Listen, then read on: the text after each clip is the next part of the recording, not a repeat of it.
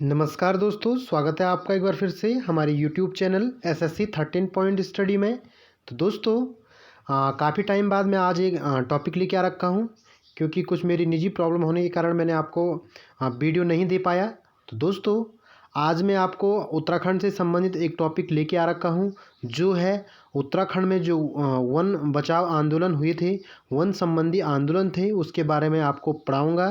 तो दोस्तों इस वीडियो को शुरू करने से पहले आपसे एक रिक्वेस्ट है, अगर चैनल पर नए आए हैं तो चैनल को सब्सक्राइब कीजिए, साथ ही बेल आइकन को प्रेस कीजिए। तो दोस्तों आज की वीडियो शुरू करते हैं।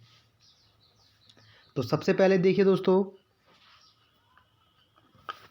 यहाँ पे देखिए रवाई आंदोलन। सबसे पहले जो आंदोलन हुआ था वन संबंधी आंदोलन, वह रवाई आंदोलन था। उसके बारे में देख लीजिए दोस्तों। रवाई आंदोलन स्वतंत्रता से पूर्व राज्य में जो टिहरी जिले था, वहाँ का राजा था नरेंद्र शाह। ओके, वहाँ का शासक कौन था? नरेंद्र शाह। नरेंद्र शाह के समय एक नया वन कानून लागू हुआ था। ये नरेंद्र शाह के समय जो रवाई आंदोलन थे, ये नया कानून लागू हुआ था, जो किसानों की भूमि को वन भूमि में शामिल किया जा सकता था। उसमें क्या था कि जो किसानों की भूमि थी, उसे क्या किया जा सकता था कि वन भूमि यानी कि सरकार की भूमि में शामिल किया जा सकता था। ओके दोस्तों, तो इसी विपक्ष में जो आंदोलन हुआ था, वह था रवाई आंदोलन। तो दोस्तों इस व्यवस्था के खिलाफ जो रवाई की जो जनता थी, रवाई एक शहर है टिहरी में, जो जनता थी ने आज़ाद पंचायत की घोषणा की थी। तो रवाई आंदोलन को दूर करने के लिए उन्होंने एक पंचायत बैठाई गांव में, और जिसका नाम उन्होंने क्या रखा था? आज़ाद पंचायत। ओके दोस्तों, और उसके खिलाफ क्या किया? उसके बाद विद्रोह किया। ओके, नेक्स्ट देखिए दोस्तों। इस आंदोलन के दौरान, यहाँ पे देखिए, इस आंदोलन के दौरान 30 मई 1930 को दीवान, वहाँ का जो दीवान था चक्रधर जोयाल, उनका नाम क्या था? चक्रधर जोयाल की आज्ञा से सेना ने आंदोलनकारियों पर गोली चला दी थी। तो दोस्तों जो रवाई आंदोलन था, उसको दूर करने के लिए सरकार ने, जो वहाँ का नरेंद्र शाह शासक था, उसके एक दीवान ने, जिसका नाम चक्रधर जोयाल था, उसने अपने सेना को यह आदेश दिया कि जो आंदोलनकारियाँ हैं उन पे गोली चलाइए। ओके दोस्तों, तो जिससे सैकड़ों किसान शहीद हो गए थे। तो उसमें क्या हुआ कि जो बहुत सारे किसान लोग थे आंदोलन में, जो आंदोलन में भाग लिया था उन्होंने, तो उनको क्या हो गए थे? वो शहीद हो गए थे। तो आज भी इस क्षेत्र में शहीद दिवस 30 मई को मनाया जाता है।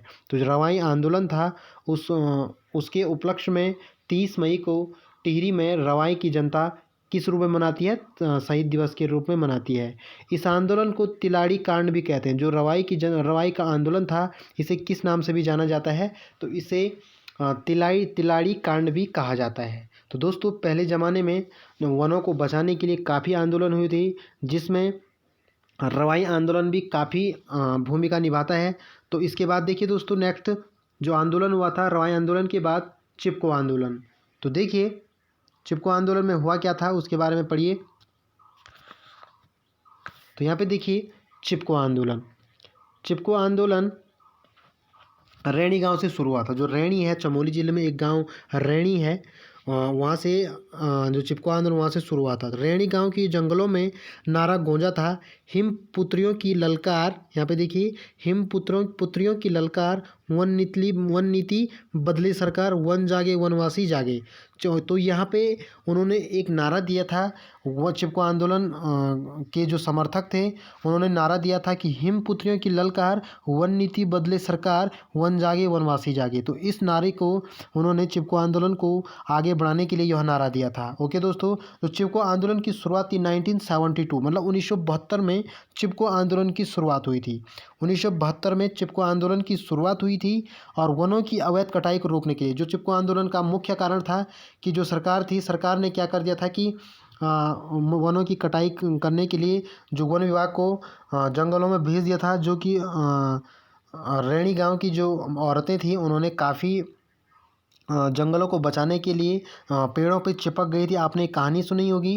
तो दोस्तों वनों की अवैध कटाई को रोकने के लिए 1974 में चमोली के गोपेश्वर नामक स्थान पर 23 वर्षीय विधवा गौरा देवी, तो गौरा देवी जी मुख्य पात्र हैं चिपको आंदोलन को बचाने के लिए, जो जंगलों को बचाने के लिए चिपको आंदोलन की शुरुआत गौरा देवी ने की थी। और 1974 में चमोली के गोपेश्वर पर 23 वर्षीय विधवा गौरा देवी द्वारा की गई थी। तो यहाँ पे धरना दिया गया था गोपेश्वर में, और वह उस टाइम 23 वर्षीय थी, विधवा थी, उनका पति मर गए थे।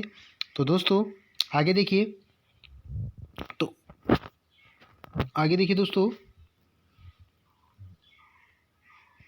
यहाँ पे देखिए 1971 में एक नारा दिया था, क्या है इस जंगल के उपकार। उन्होंने 1977, सॉरी 71 नहीं है, ये 77 है। तो 1977 में गौरा देवी ने एक नारा दिया था, जो था क्या है इस जंगल के उपकार, मिट्टी पानी और बयार जिंदा रहने के आधार। ओके दोस्तों, तो उनका यही कहना था कि क्या है इस जंगल के उपकार, इस जंगल के उपकार क्या है, मिट्टी पानी और बयार। और मिट्टी पानी जो प्राप्त होता है वो पेड़ों की जड़ों से प्राप्त होता है। आपको पता होगा कि अगर पेड़ सूख कर गिर जाता है तो उससे आपको पता मिट्टी प्राप्त होती है। तो दोस्तों उनका यही कहना था कि अगर पेड़ नहीं रहेंगे, जंगल नहीं रहेंगे, तो मानव का रहना बहुत मुश्किल हो जाएगा। ओके दोस्तों, नेक्स्ट देखिए सुंदरलाल बहुगुणा। जो सुंदरलाल बहुगुणा थे उनका भी काफ़ी ज़्यादा उसमें हाथ था चिपको आंदोलन में। उन्होंने भी इसको प्रेरणा दी आगे, जिससे हिमालय बचाओ देश बचाओ का एक नारा दिया था। हिमालय बचाओ देश बचाओ, ये भी परीक्षा में पूछा जाता है कि हिमालय बचाओ देश बचाओ का नारा किसने दिया है। कई लोग इस पर संदीप चंडी प्रसाद भट्ट पर टिक कर देते हैं, लेकिन इसका जो राइट आंसर है वो है सुंदरलाल बहुगुणा। ओके दोस्तों, नेक्स्ट देखिए चंडी प्रसाद भट्ट को 1982 में, ये काफ़ी इंपॉर्टेंट है दोस्तों, कि चंडी प्रसाद भट्ट को जो रेमन मैग्सेसे, एशिया का सबसे बड़ा पुरस्कार है रेमन मैग्सेसे, यह उन्हें 1982 में प्राप्त हुआ था, चंडी प्रसाद भट्ट को। ओके, नेक्स्ट देखिए दोस्तों,